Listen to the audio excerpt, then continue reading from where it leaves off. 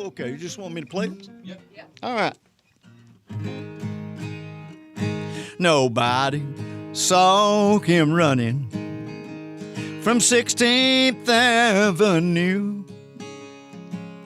They never found a fingerprint or the weapon that was used. But someone killed country music, cut out its heart and soul. They got away with murder down on Music Row. In Nashville, they say, it all begins with a song. So let's start there with that song. In the summer of 2022, I began reporting on this complex murder case from 3 decades ago. A young man named Kevin Hughes took 2 bullets in the back of the head, execution style, on 16th Avenue South, the center of the country music industry, and one of the most famous streets in America. Everybody calls it Music Row. The first thing I did, I went to Google, a reporter's best friend. I saw all these references to that song, Murder on Music Row. The lyrics have the killer running from 16th Avenue. It's got references to no fingerprints and no weapon being found. In the song, the murder is unsolved and the case goes cold. That's pretty close to what really happened in the story I'd started reporting. Murder on Music Row was written by 2 guys, both named Larry. Larry Cordell and Larry Schell. They're best friends and accomplished songwriters. I did the journalism thing. I called Larry Cordell to set up an interview. He's an old bluegrass guy. Everybody calls him Cord. It was the first call I ever made for this podcast. I asked him how the real murder from 1989 had inspired the song. He surprised me with his answer. That really didn't have anything to do. I mean, maybe it lines up good. No, we weren't sitting and talking about, this guy got killed over here.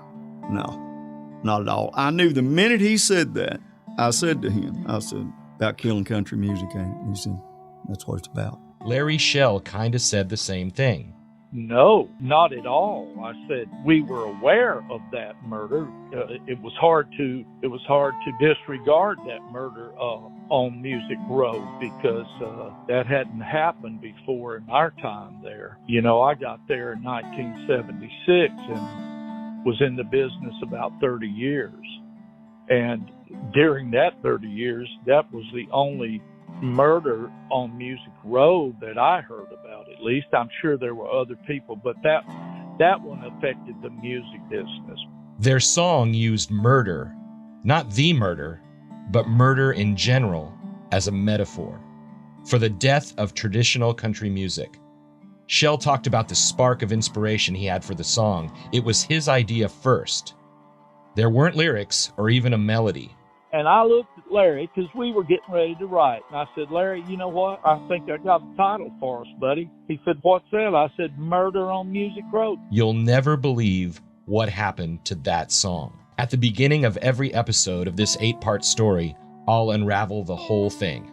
I've been told Garth Brooks gave Larry Cordell a hard time about it. I've been told George Jones missed a chance to record it. I've been told there may have been a conspiracy to kill that song off the radio. I had a long sit-down with former MCA president Tony Brown about that song. By the end, you'll hear how that song took over country music. Go back home. There's been an awful murder down on Music Row. I've gotten so deep into this murder, the real murder on Music Row. Days, nights, weekends, holidays, bothering my wife with constant chatter about guns, record charts, corruption, and evil. Pure evil in country music. Hundreds of interviews, 4 old-fashioned 3-ring binders stuffed with thousands of documents. I found a cardboard box filled with pages held together by rubber bands at the Nashville courthouse. I've come to this conclusion about that song, which isn't literally about what happened to Kevin Hughes. That song, in so many ways, is exactly what happened to Kevin Hughes. Go ahead and play it for yourself. There are dozens of versions on YouTube or Spotify. My editor, Ben Goad, calls it a banger. This is what I'll say. It's a song about the lethal influence of money, greed, and the lust for fame. I'm convinced, after all my research, Kevin Hughes tried to operate in his little sliver of the music business by steering clear of all those things. He tried to show integrity, and it got him killed. And his friend, Sammy Sadler, a country music singer who has carved a career out of being the guy who didn't get murdered on Music Row, has described what happened on 16th Avenue South that night in ways that differ from the official account. Just like the song says. Well, there ain't no justice in it, and the hard facts are cold. You know, there's been an awful murder down on Music Row. I'm Keith Sharon. I work for the Tennessean, and we're based in Nashville. This is Murder on Music Row, an investigative podcast. This is episode 1. There Ain't No Justice in It.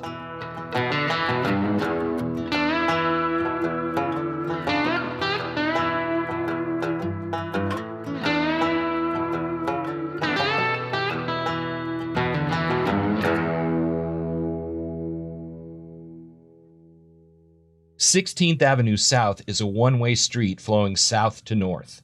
It's the nondescript heart of the country music industry. Business buildings mingle with little houses that were converted into music studios. Music Row isn't flashy in any way. It's as plain as a pawn shop acoustic guitar. A lot of people who come to Nashville think Music Row is the neon-drenched string of rip-roaring bars on Lower Broadway. They would be wrong, and they might be drunk. Lower Broadway is as loud as an electric guitar with a Fender Tone Master Deluxe reverb amp.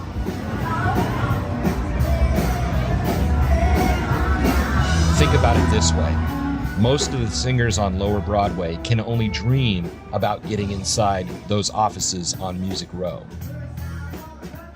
In 1989, the most famous portion of Music Row, where so many music studios and executive suites stood and still stand, stretched from Belmont University toward the old Country Music Hall of Fame building, which has since moved downtown, and Shoney's, the buffet-style restaurant that famously attracted people who wanted to be discovered. Shoney's is long gone from its old spot on 16th Avenue South. In 1989, Music Row was about to see a business explosion, but it was a little dicey at night. There had been some, nefarious activity in the area.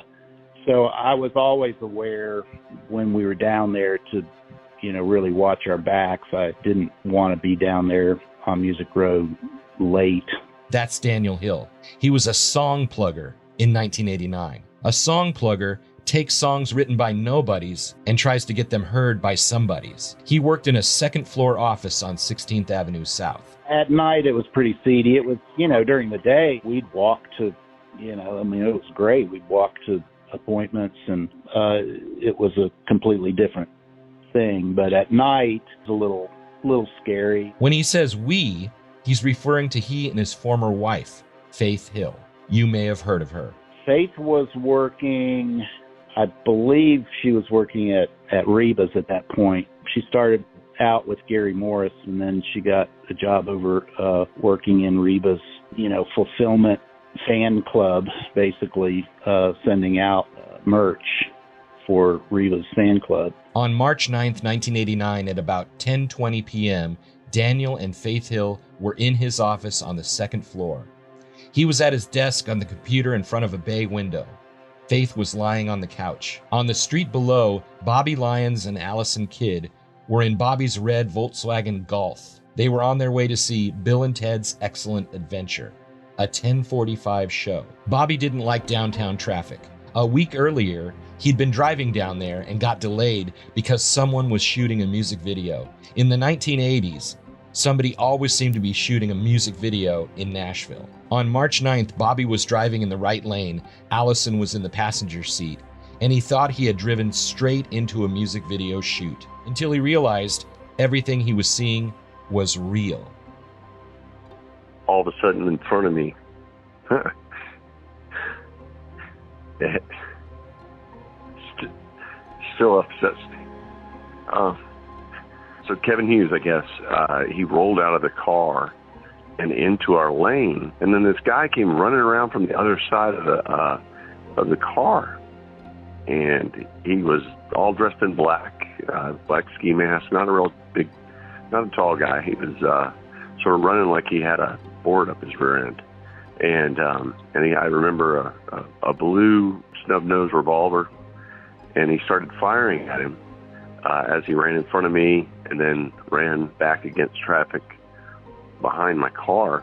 Allison will never forget what she saw. One's chasing the other. I just saw a person dressed in all black, ski mask and everything, and then, chasing somebody down. And so we, had to kind of swerve and brake and stopped quickly, pulled over, and got out of the car. They saw the man in the ski mask standing over Kevin Hughes. Kevin was laying on the ground, but he was just firing shots into him and then ran off.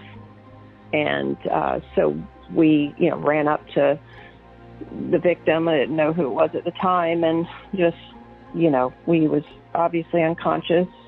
I remembered very clearly that the way the blood was trickling down the street. In their office, Daniel and Faith Hill heard the shots too. They ran downstairs out onto Music Row. And Faith is like, oh my God. She, starts running towards the body, and I'm trying to stop her, stop, do not run towards this crime scene. And so she gets there, and I catch up with her right up the bayou. It was probably, I don't know, a few hundred feet or something, maybe less. And I think we heard the victim's last breath. I mean, I think I heard him kind of exhale.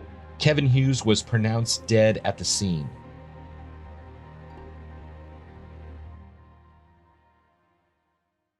The medical examiner's report, labeled MEA 8947, was compiled by coroner Gretel C. Harlan. At the mention of that name, I have to take a second here and explain something. Gretel Harlan and her husband Charles were Nashville's first couple of death. In 1983, Charles became the first ever Metropolitan Davidson County medical examiner, and later became the state's chief medical examiner. Gretel worked with him in Nashville's state-of-the-art laboratory that he helped design. They loved to listen to classical music, especially Bach's Concerto No. 2, while they scalpeled bodies in the lab. They attended church together. They refereed youth sports with beepers on in case there was a death to take them away. They were a cute story. A little dark, I'll admit, until they weren't. Charles botched autopsies, and his mistakes were revealed in trials across Tennessee. One Tennessee Bureau of Investigation's agent said, "If this line of irrational thinking has been applied to other cases in the state of Tennessee, then God help you and the rest of the citizens of Tennessee." Charles was suspended without pay in 1994. His contract as state medical examiner was terminated in 1995. And in 2005, Charles was found guilty of misconduct, and his medical license was stripped. Gretel was also found to have committed misconduct. She was fined and reprimanded. She retired that same year in 2005. There's no indication she messed up the Kevin Hughes autopsy. I just thought you should know her backstory. Her 1989 report shows Hughes was shot 3 times. Once in the left scapula, that's just below his left shoulder, in the back while he was running away. That's the shot that knocked him down. He had abrasions on his knees from when he fell. Then, as Kevin lay face down, the killer unloaded 2 more shots, fired at close range. One hit him behind his left ear, and the bullet was later recovered by the coroner from his neck. Another hit him on the upper right side of the skull and exited below his left eye. One interesting note: Kevin Hughes had gunshot wounds to his fingers on both hands, meaning he was shot while lying on his stomach with his hands on the back of his head in a position of surrender.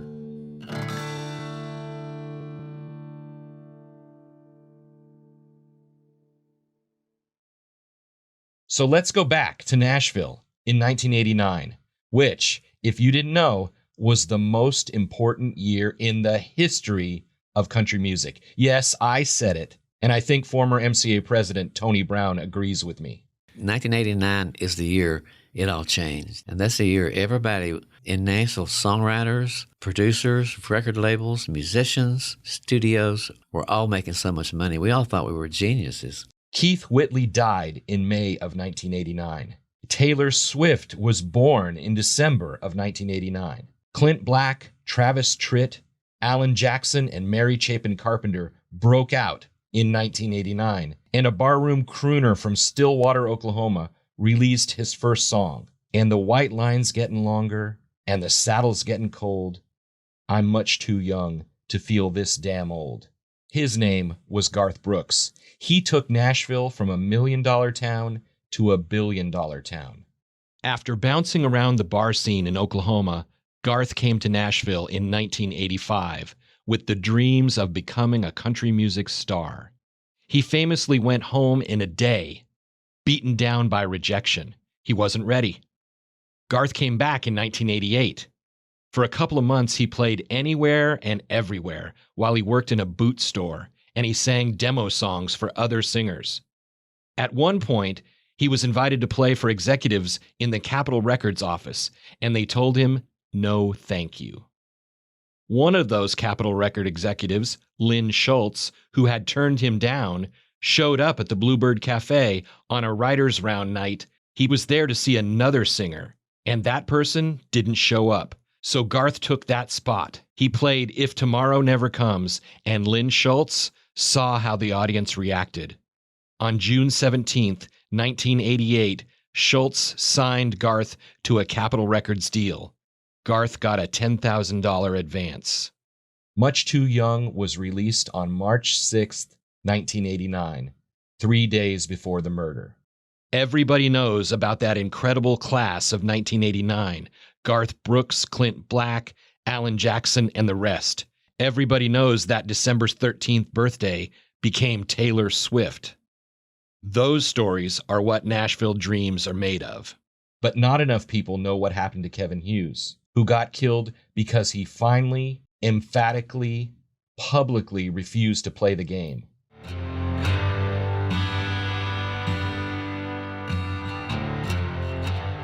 In August of 2022, my editor, the aforementioned Ben Goad, handed me a flash drive full of police files, interrogation reports, coroner notes, crime scene photos and drawings, phone records and internal memos between Nashville police, the FBI, and law enforcement officials in other states. Somewhere along the way, I began to feel like it was our responsibility to tell the story that 2 bullets stopped Kevin Hughes from telling. I felt especially responsible after flying to Florida and sitting around the dining room table with Kevin's younger brother, Kyle, and his family that Kevin never got a chance to know.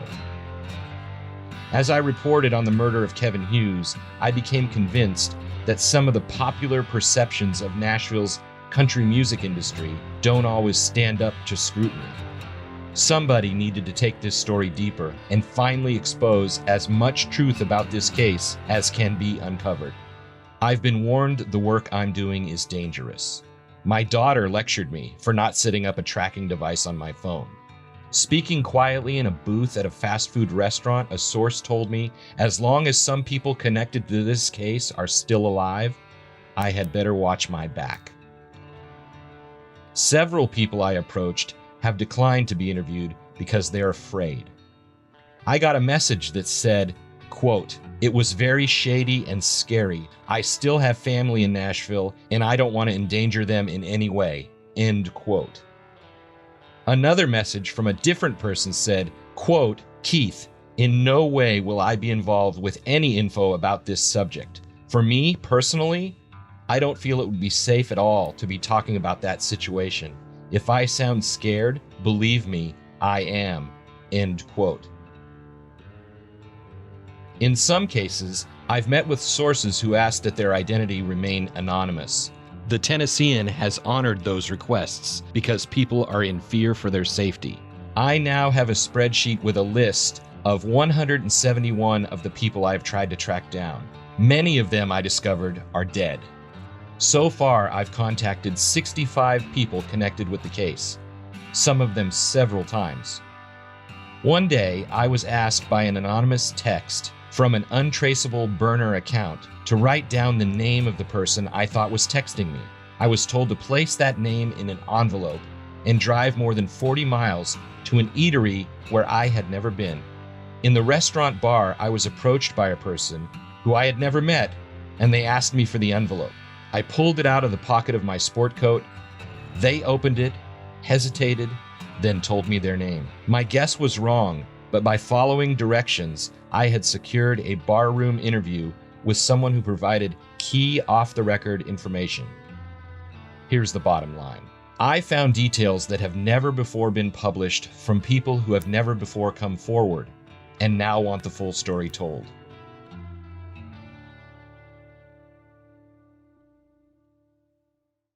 I'm going to be getting into granular detail about the murder and the investigation.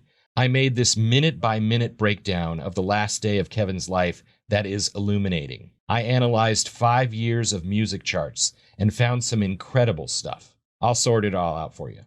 Think of a verbal wall of yarn and thumbtacks with names, crime scene photos, and songs with a bullet. We'll get to that, I promise. I think the police had a difficult task because this crime happened inside the weird world of country music. They had to learn how songs are recorded, how money changes hands, how stars are made, and how dreamers are destroyed in Nashville. So let's do that. Let's talk about Nashville. For so many people, Music City has forever been an amazing place.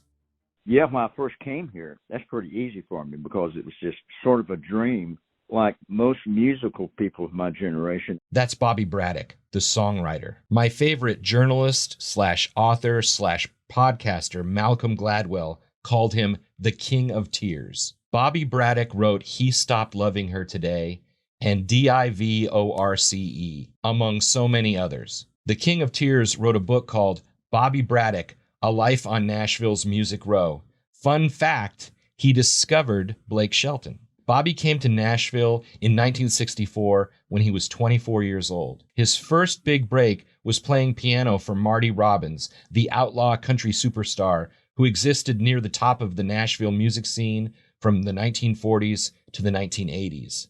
Bobby is 84 now. If anybody has perspective, Bobby Braddock does.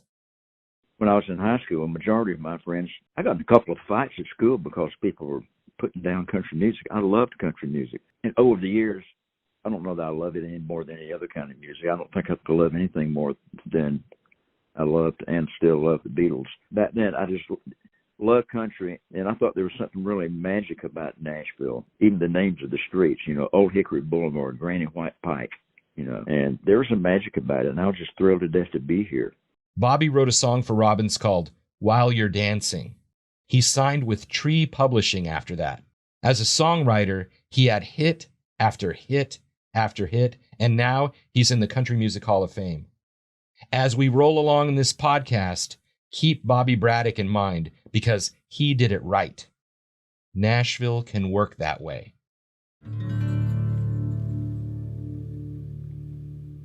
The Grand Ole Opry sits next to a shopping mall, which shares a parking lot on the footprint that was once the Opryland USA amusement park. It used to be a popular tourist attraction with roller coasters and water rides, all with a country music theme. I used to run bus rodeos out at Opryland. Did he just say bus rodeos? The bus rodeo organizer is Tony Arata. He's the writer of 8 top 40 hits on the Billboard Hot Country chart. In the mid-1980s, he hadn't yet made it as a songwriter. He was a magazine editor, and he had a side hustle. These tour buses you see out front of Country Music Hall of Fame, they bring people in from out of town and, shuttle them around. Well, this association out of Washington regulates and, is a proponent of all those businesses. So I put together a directory for them called the Motor Coach Marketer. They used to have driving competitions between these bus drivers. I can remember being out at Opryland and in the parking lot setting up cones and running a driving competition, who can get closest to the cone or whatever. It's you didn't call to hear all this, but it really was. But it kept me out of trouble because I was married and they didn't need another songwriter, but I was very grateful to have a job. Tony has told the story over and over about how he saw a movie, Peggy Sue Got Married, in 1986. It's a time travel movie, directed by Francis Ford Coppola, the Godfather guy, Apocalypse Now. Tony said there's a scene near the end where Kathleen Turner is going to make a decision. Should she marry Nicolas Cage? He was kind of an asshole. If she doesn't, it will permanently alter the time-space continuum. She won't have children with him. One of those children is a young Helen Hunt, by the way. As Tony tells it, Kathleen Turner is wearing a locket with pictures of her children, and the children start to disappear. Tony said he was so moved, he wrote what turned out to be, arguably, the greatest lyrics in a country song ever. Our lives are better left to chance. I could have missed the pain, but I'd have had to miss the dance. Quick aside about Arata's song. I watched Peggy Sue Got Married because I wanted to write down the exact moment he was inspired. This is me talking to Tony about it. Warning, I get a little excited when I'm talking about movies. I got my notebook with me, and I'm going to write down the moment that the kids' pictures start to vanish, because I remember from hearing you tell the story, I looked on YouTube, and you've told the story several times. I remember in my mind seeing the movie and the vanishing pictures, like as we're seeing her life change and it disappears, right? Right. So I'm going to write down the moment, how many hours into the film, what's the second that it happens, that the kids start to vanish, and here's where I blow your mind. They don't. There is no scene where the pictures start to vanish. So I looked up vanishing pictures, and it's in the movie Back to the Future, which was from 1985. So I watched Back to the Future, and Michael J. Fox is playing at his reunion. It's a very similar kind of story, and he's got a picture of his family on his guitar, and as he's playing, the kids start to vanish because his dad is not meeting his mom in the crowd. Did you ever see Back to the Future? Oh, of course I did. I think everybody. Of course you did. Yes. And I kind of think in your mind's eye, you were motivated by two movies, not just one. Could that be well, the truth? Anything's possible. I am a movie buff, and I think you remember what you probably remember more than you can notate. At any given moment, but it all has an effect on you. Could my theory be correct that you kept the idea from '85 in your mind, and you were moved by that, but Peggy Sue Got Married, you being alone, and the same kind of scene? What do you think of my theory? It could be. It's also something where you have a memory that's yours, that's may or may not be completely factual. All that is a long way to get to my point about Tony Arata. He shopped that song, The Dance, for more than 2 years, and everybody in town told him no. They said it didn't have a bridge, or what songwriters call a middle eight. Think of Taylor Swift, Blank Space. I'm not going to sing it. Taylor, you can thank me next time you see me. The chorus starts, so it's going to be forever or it's going to go down in flames, and it ends with, and you love the game. Then the middle eight. Boys only want love when it's torture. Don't say I didn't warn ya. Boys only want love when it's torture. Don't say I didn't warn ya. The perfect pop, country, Americana crossover middle eight. After hearing 2+ years of criticism, Tony Arata played The Dance one night at the Bluebird Cafe in 1988, and Garth Brooks was in the audience. They agreed Garth would record it. And it was like Ted Lasso says, when something good happens, barbecue sauce. Before they were famous, Garth Brooks and Tony Arata played open mic nights and took a lot of meetings. One of them organized bus rodeos. They endured 1 million almosts. And their stick-to-itiveness, combined with talent and personality, allowed them, with a little help from Garth's fourth single, The Dance, to conquer Nashville. like so many people wish they could. In my research about this murder case, I have learned there are two Nashvilles. One Nashville exists at the top of the sky, higher than the roof of the Ryman Auditorium. And somehow, with years of hard work and a little pixie dust, people like Bobby Braddock, Tony Arata, Faith Hill, and Garth Brooks break through. And their success offers the illusion it is so easy. This podcast is mostly about the other Nashville, the one that exists at the bottom of the barrel. So many people who come here in their $100 cars with their flat-top guitars, like Lacey J. Dalton sings, from the corners of the country, from the cities and the farms, with years of living tucked underneath their arms. They walk away from everything just to see a dream come true. God bless the boys who make the noise on 16th Avenue. When she sings it in concert, she always adds, God bless the girls too. I love that song. Some dreamers don't realize until it's too late, they will never touch the sky. I grew up singing. I have always been a singer. I was in Texas Girls Choir growing up. This is Dawn Dorminey. She came to Nashville in 1988 from Bedford, Texas, near Dallas.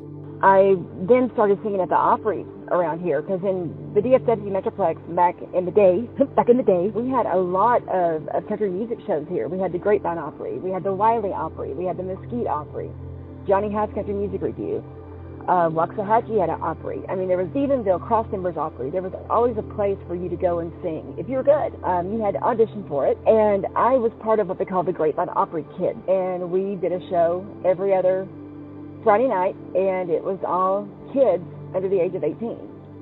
The Grapevine Opry Kids got invited to perform regularly in Branson, Missouri.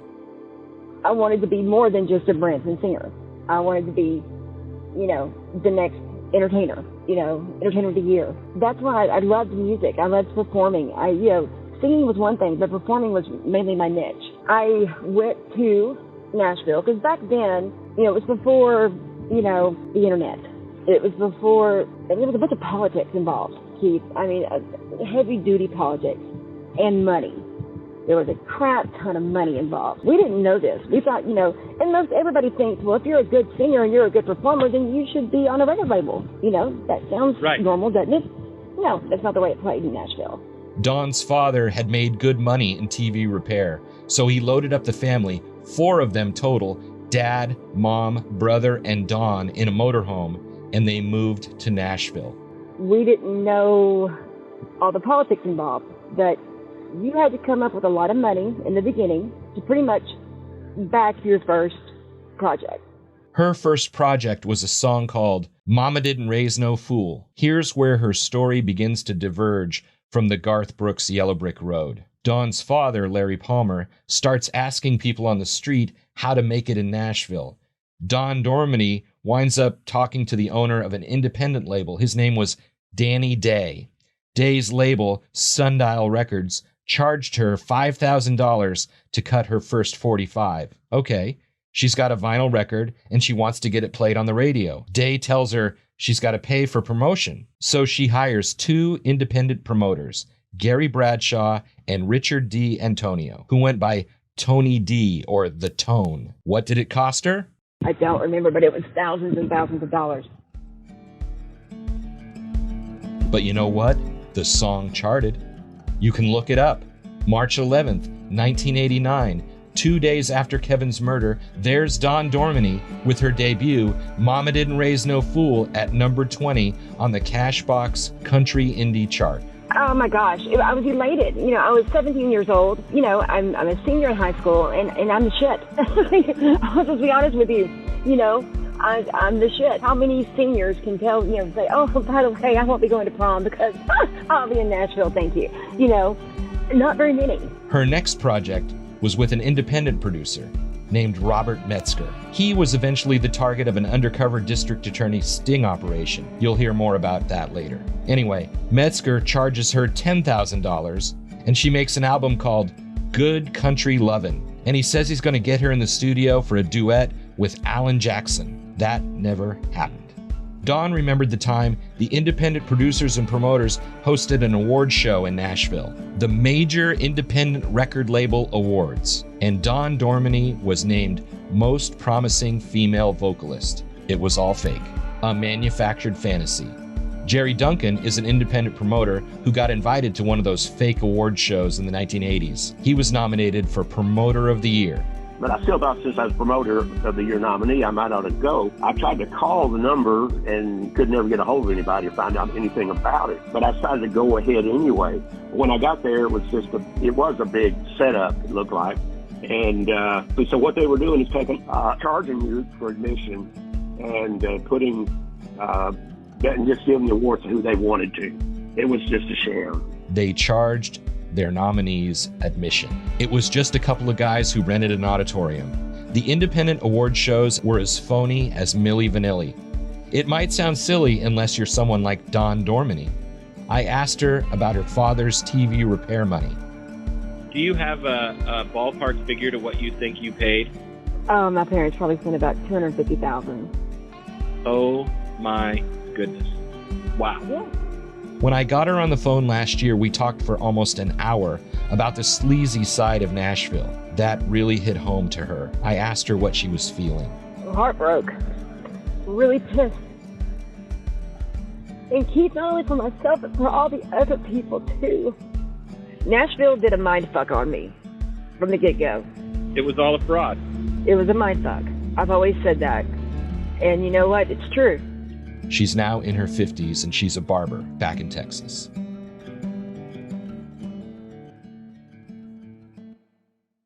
There aren't any statistics kept, but it only takes common sense to understand there are more people who come to Nashville like Dawn Dormany than there are like Garth Brooks. I started pulling names from those indie music charts in Cashbox magazine.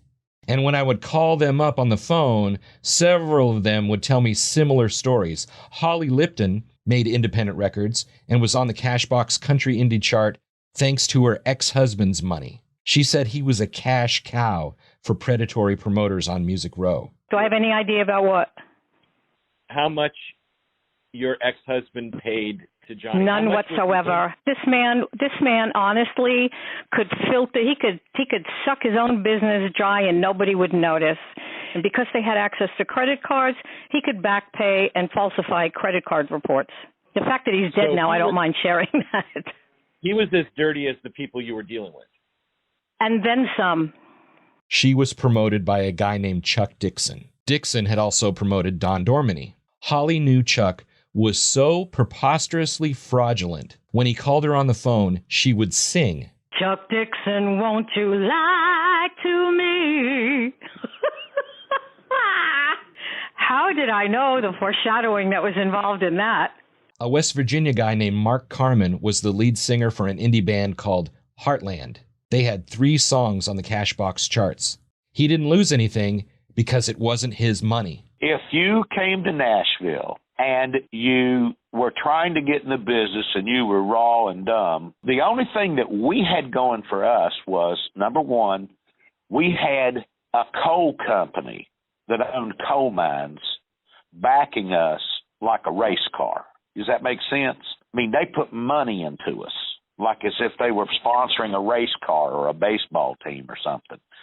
So we had money to pay our way through. If you didn't have money, you wouldn't have any opportunity that I could ever see in Nashville, because that's going to be the start of the conversation. And it used to be a joke. The Shoney's down there right off Music Row, across from where the old Hall of Fame was, that Shoney's was a hangout for those buzzards, and they would sit in there in Shoney's, and you could go in there. The joke was you could go in there and for about $50,000, you could get a buffet and a record deal in Shoney's, because that's where they hung out. And everything was about, I know somebody that knows somebody. It was just the way it was. So if that person with no talent came to town but had a pocket full of money, they're going to go into a recording studio. They're going to go in with A-rated players, session players.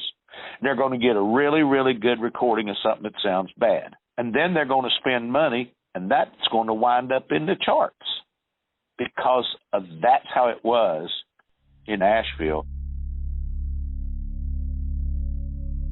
On March 9th, 1989, the upper crust of Nashville intersected with the bottom feeders on Music Row. The Highwaymen, that's Johnny Cash, Waylon Jennings, Willie Nelson, and Chris Christopherson, were recording the Highwaymen 2 album at Emerald Studios a few hundred feet from where Kevin Hughes fell. Cash and Waylon had gone home for the night. Willie and Chris were working with harmonica player Mickey Raphael. And I don't know if we heard some pops because those, studio is pretty well insulated. I just know that everybody'd take a break every once in a while, go outside and smoke a cigarette. And there were a lot of police around, and we'd heard that somebody had been shot. That's Mickey. As the cameras descended on 16th Avenue South that night, they got B-roll footage of Willie Nelson and Chris Christopherson standing along the crime scene tape.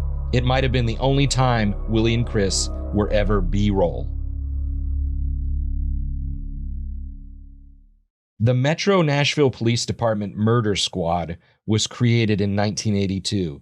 They took the homicide cases in which the perpetrator was unknown, the whodunits. According to Uniform Crime Statistics, Nashville averaged 81 murders per year in the 1980s, but only 8 to 10 of those per year involved unknown killers. The Murder Squad was 6 men. They had a whiteboard in the squad room with the names of the detectives listed in black erasable ink. On March 9th, 1989, the red magnet signaling who would be the lead detective on the next murder case was next to the name Bill Pridemore. On the side, he was a Sunday school teacher. Pridemore had investigated some of Nashville's most notorious crimes.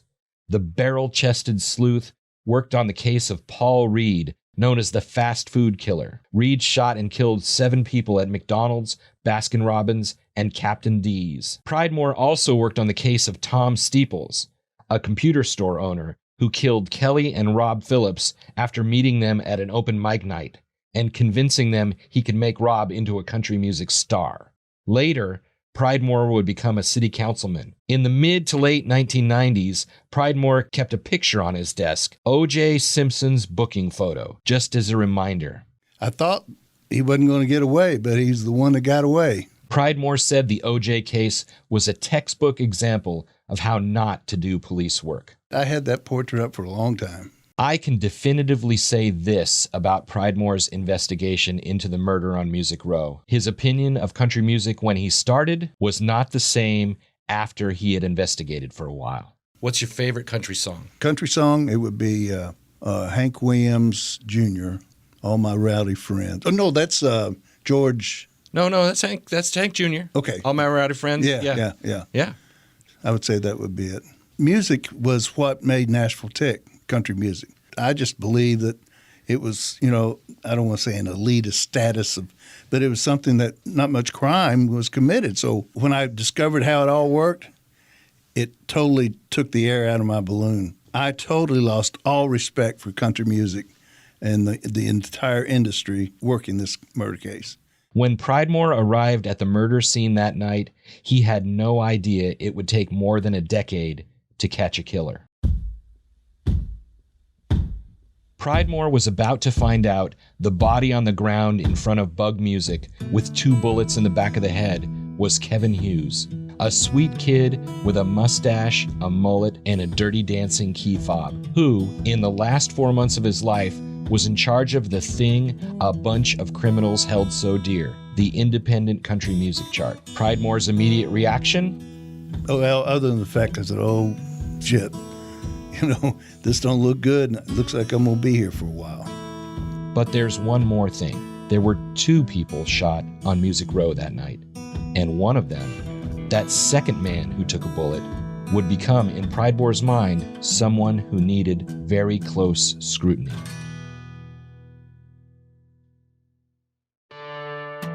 Next time on Murder on Music Row.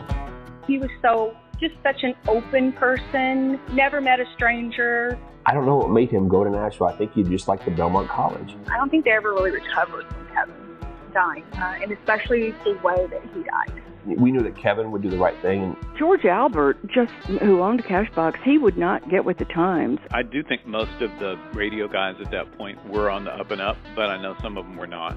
I didn't want them to think that they could manipulate me. Murder on Music Row was reported, written, and narrated by me, Keith Sharon. The executive producers were Gannett's Vice President of Local News and Tennessean editor Michael Anastasi, and Tennessean News Director Ben Goad. The project editor was Dwayne Gang. The sound editor was Amanda Rossman. Our reporting on the legacy of the Murder on Music Row doesn't end with this podcast.